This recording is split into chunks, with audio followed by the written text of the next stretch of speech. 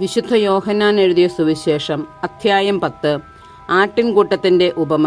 സത്യം സത്യമായി ഞാൻ നിങ്ങളോട് പറയുന്നു, ആട്ടിൻ തൊഴുത്തിലേക്ക് വാതിലിലൂടെ അല്ലാതെ മറ്റു വഴിക്ക് കടക്കുന്നവൻ കള്ളനും കവർച്ചക്കാരനുമാണ്. എന്നാൽ വാതിലിലൂടെ പ്രവേശിക്കുന്നവൻ ആടുകളുടെ ഇടയനാണ്. കാവൽക്കാരൻ അതിന് വാതിൽ തുറന്നു കൊടുക്കുന്നു. ആടുകൾ അവൻ്റെ സ്വരം കേൾക്കുന്നു. അവൻ തൻ്റെ ആടുകളെ പേര് ചൊല്ലി വിളിക്കുകയും പുറത്തേക്ക് നയിക്കുകയും ചെയ്യുന്നു. തനിക്കുള്ളതിനെയെല്ലാം പുറത്തിറക്കിയിട്ട് അവൻ അവയ്ക്ക് മുമ്പേ നടക്കുന്നു.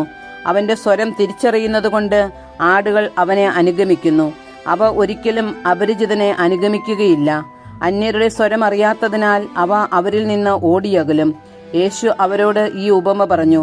എന്നാൽ അവൻ തങ്ങളോട് പറഞ്ഞത് എന്തെന്ന് അവർ മനസ്സിലാക്കിയില്ല. നല്ല ഇടയൻ. അതുകൊണ്ട് യേശു വീണ്ടും പറഞ്ഞു, സത്യം സത്യമായി ഞാൻ നിങ്ങളോട് പറയുന്നു, ഞാനാണ് ആടുകളുടെ വാതിൽ. എനിക്ക് മുമ്പേ വന്നവരെല്ലാം കള്ളന്മാരും കവർച്ചക്കാരുമായിരുന്നു.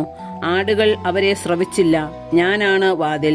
എന്നിലൂടെ പ്രവേശിക്കുന്നവൻ രക്ഷ പ്രാപിക്കും. അവൻ അകത്തു വരികയും പുറത്തു പോവുകയും മേച്ചിൽ സ്ഥലം കണ്ടെത്തുകയും ചെയ്യും. മോഷ്ടിക്കാനും കൊല്ലാനും നശിപ്പിക്കാനുമാണ് കള്ളൻ വരുന്നത്. ഞാൻ വന്നിരിക്കുന്നത് അവർക്ക് ജീവനുണ്ടാകാനും അത് സമൃദ്ധമായി ഉണ്ടാകാനുമാണ്. ഞാൻ നല്ല ഇടയനാണ്.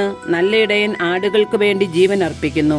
ഇടയനല്ലാത്തവനും ആടുകൾ സ്വന്തമല്ലാത്തവനുമായ കൂലിക്കാരൻ ചെന്നായി വരുന്നത് കാണുമ്പോൾ ആടുകളെ ഉപേക്ഷിച്ച് ഓടിപ്പോകുന്നു. ചെന്നായി വന്ന് അവയെ പിടിക്കുകയും ചിതറിച്ചു കളയുകയും ചെയ്യുന്നു. അവൻ ഓടിപ്പോകുന്നത് കൂലിക്കാരനായതുകൊണ്ടും ആടുകളെപ്പറ്റി താല്പര്യമില്ലാത്തതുകൊണ്ടുമാണ്. ഞാൻ നല്ല ഇടയനാണ്. പിതാവ് എന്നെയും ഞാൻ പിതാവിനെയും അറിയുന്നതുപോലെ ഞാൻ എനിക്കുള്ളവയെയും എനിക്കുള്ളവ എന്നെയും അറിയുന്നു. ആടുകൾക്ക് വേണ്ടി ഞാൻ ജീവൻ അർപ്പിക്കുന്നു. ഈ തൊഴുത്തിൽപ്പെടാത്ത മറ്റാടുകളും എനിക്കുണ്ട്. അവയെയും ഞാൻ കൊണ്ടുവരേണ്ടിയിരിക്കുന്നു. അവ എൻ്റെ സ്വരം ശ്രവിക്കും. അങ്ങനെ ഒരു ആട്ടിൻപറ്റവും ഒരു ഇടയനുമാകും. തിരിച്ചെടുക്കുന്നതിന് വേണ്ടി ഞാൻ ജീവൻ അർപ്പിക്കുന്നതിനാൽ പിതാവ് എന്നെ സ്നേഹിക്കുന്നു. ആരും എന്നിൽ നിന്ന് അത് പിടിച്ചെടുക്കുകയല്ല, ഞാൻ അത് സ്വമനസ്സാ സമർപ്പിക്കുകയാണ്.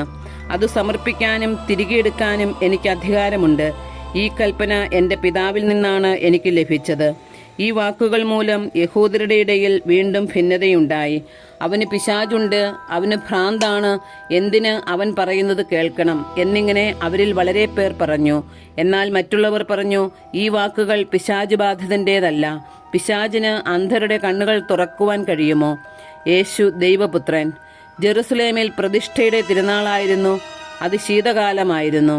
യേശു ദേവാലയത്തിൽ സോളമന്റെ മണ്ഡപത്തിൽ നടക്കുമ്പോൾ യഹൂദർ അവന്റെ ചുറ്റും കൂടി ചോദിച്ചു, നീ ഞങ്ങളെ എത്ര നാൾ ഇങ്ങനെ സന്നിഗ്ധ അവസ്ഥയിലായി നിർത്തും? നീ ക്രിസ്തുവാണെങ്കിൽ വ്യക്തമായി ഞങ്ങളോട് പറയുക. യേശു പ്രതിവചിച്ചു, ഞാൻ നിങ്ങളോട് പറഞ്ഞു, എന്നിട്ടും നിങ്ങൾ വിശ്വസിക്കുന്നില്ല. എൻ്റെ പിതാവിൻ്റെ നാമത്തിൽ ഞാൻ ചെയ്യുന്ന പ്രവൃത്തികൾ എനിക്ക് സാക്ഷ്യം നൽകുന്നു.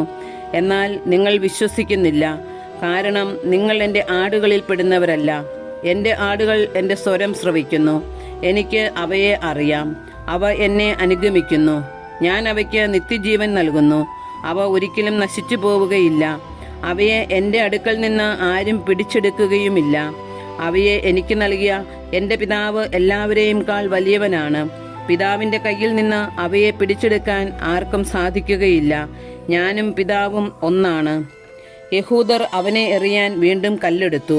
യേശു അവരോട് ചോദിച്ചു, പിതാവിൽ നിന്നുള്ള അനേകം നല്ല പ്രവൃത്തികൾ ഞാൻ നിങ്ങളെ കാണിച്ചു. ഇവയിൽ ഏത് പ്രവൃത്തി മൂലമാണ് നിങ്ങൾ എന്നെ കല്ലെറിയുന്നത്? യഹൂദർ പറഞ്ഞു, ഏതെങ്കിലും നല്ല പ്രവൃത്തികൾ മൂലമല്ല, ദൈവദൂഷണം മൂലമാണ് ഞങ്ങൾ നിന്നെ കല്ലെറിയുന്നത്. കാരണം മനുഷ്യനായിരിക്കെ നീ നിന്നെ തന്നെ ദൈവമാക്കുന്നു.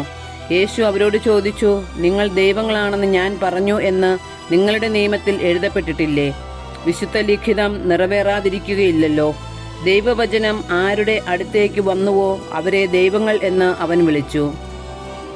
അങ്ങനെയെങ്കിൽ പിതാവ് വിശുദ്ധീകരിച്ച് ലോകത്തിലേക്ക് അയച്ച എന്നെ ഞാൻ ദൈവപുത്രനാണ് എന്ന് പറഞ്ഞതുകൊണ്ട് നീ ദൈവദൂഷണം പറയുന്നു എന്ന് നിങ്ങൾ കുറ്റപ്പെടുത്തുന്നുവോ?